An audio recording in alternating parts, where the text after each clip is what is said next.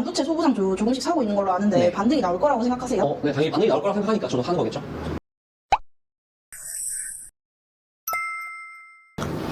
은민이 오늘 왜 이렇게 표정 안 좋으세요? 제가 가장 많이 들고 있는 삼성전자가 지금 폭락해서 좀 괴롭네요.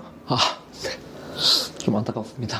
네. 주인님 삼성전자가 이제 두 가지 기로에 섰잖아요. 네. 우하향 아니면 반등. 네. 주기님도 지금 반도체 소부장 조금씩 사고 있는 걸로 아는데 네. 반등이 나올 거라고 생각하세요? 네, 당연히 반응이 나올 거라고 생각하니까 저도 하는 거겠죠.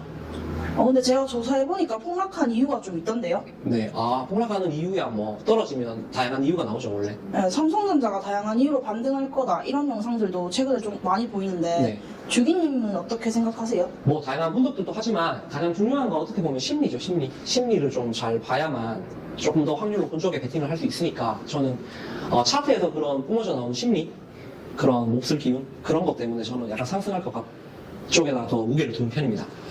알기 쉽게 조금 설명해 주실 수 있어요? 네네. 영업 기밀이긴 한데 제가 좀 이야기를 한번 해보겠습니다.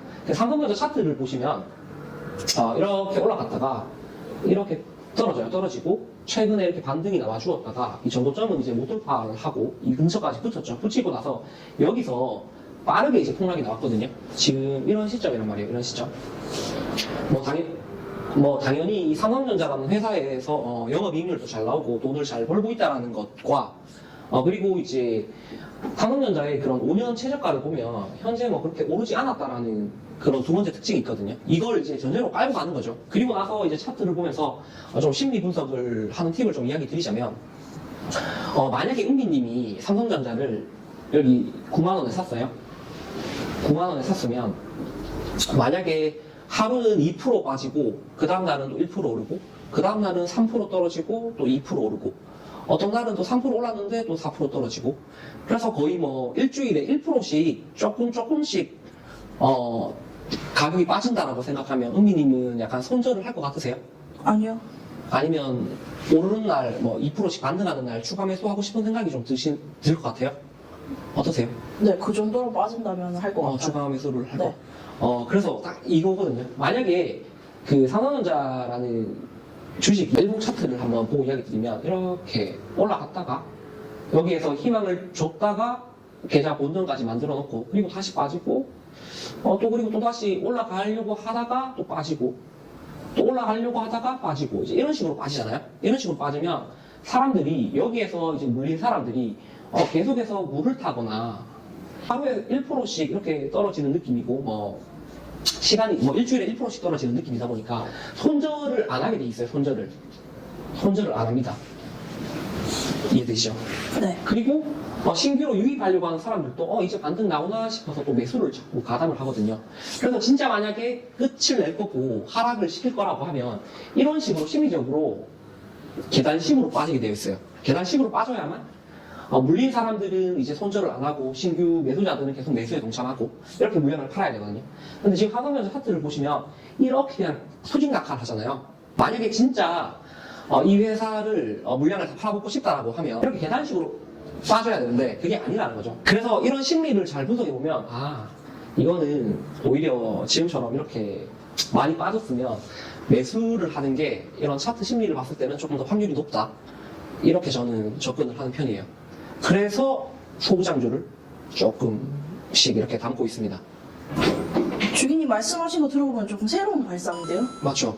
기존에 이제 나와있던 자료들, 반도체 사이클이 어떻다, 뉴스가, TSMC가 이렇기 때문에 떨어진다, 이런 뉴스라든지, 수주 잔고가 어쩌니, 이런 얘기랑 좀 다르죠. 왜냐면 그냥 기존에 나와있던 내용이랑, 이건 어떻게 보면 심리적인 분석하는 거니까. 근데 어찌됐든 그런 이제 기본적인 내용들을 바탕으로 하고 여기에 이런 이제 차트나 심리적인 요소를 더 추가를 시키잖아요. 그럼 확률을 조금 더 올릴 수 있다는 거죠. 제 편으로. 그나마 더 괜찮은 판단을 할 수 있다는 거죠. 그래서 기술적 반등이든 아니면 추가 매집에서 더 올라가든 정고점을 돌파하든 어찌됐든 한번 기회는 남았다라고 저는 생각을 하는 편입니다. 그러니까 삼성전자는 크게 걱정 안 해도 되지 않을까 그런 생각을 합니다. 근데 삼성전자 지금 개인이 그래도 계속 사고 있는데요. 맞아요. 요즘 그 개인들이 되게 스마트해져가지고 하락일 때도 사거든요. 근데 또 조금만 또 흔들면 빨리 입점하고 뭐 이런 경우도 많기 때문에 그 부분은 시간이 지나면 결판이 날 문제라고 생각합니다. 새로운 내용 잘 들었습니다. 근데 주기님 삼성전자의 장기적 관점이 조금 궁금한데요. 뭐 한 5년 이렇게 뒤에 장기적 관점이요? 네. 우선 그 삼성전자가 영업이익률이 그래도 10% 이상대로 잘 나오고 있어요. 잘 나오고 있고 제가 봤을 때는 반도체라는 게 아직까지는 저는 괜찮다고 생각하거든요. 하지만 이제 주식이 보면 어떤 회사는 뭐 영원히 오를 수 없다고 생각해요. 그래서 삼성전자도 이제 과거 대비해서 많이 올랐고 뭐 언젠가는 새로운 또 주도주가 시대를 이끌어갈 거라고 생각하고 있고 삼성전자를 진지하게 이제 팔아야 되는 그런 시기이다라고 하면 약간 그 파멸적인 그런 상승? 삼성전자가 만약에 파멸적인 상승이 나온다. 그럼 그때부터는 이 종목은 앞으로 우하향의 길을 걸을 수 있겠구나라고 생각하고 그때부터는 뭐 삼성전자 말고 다른 종목들도 좀 괜찮지 않을까라는 게 제 개인적인 생각입니다. 새로운 관점이네요. 네, 그렇죠. 네, 주기님 이야기는 반도체 사이클이 어쩌니 저쩌니 수주잔고가 어쩌니 이런 내용과는 조금 다르네요. 네, 그렇죠. 그런 건 뭐 저 말고도 계속 뉴스 이야기해 주시는 분들이 많으니까 네. 조금 다른 이야기를 드리는 게 맞겠죠. 네.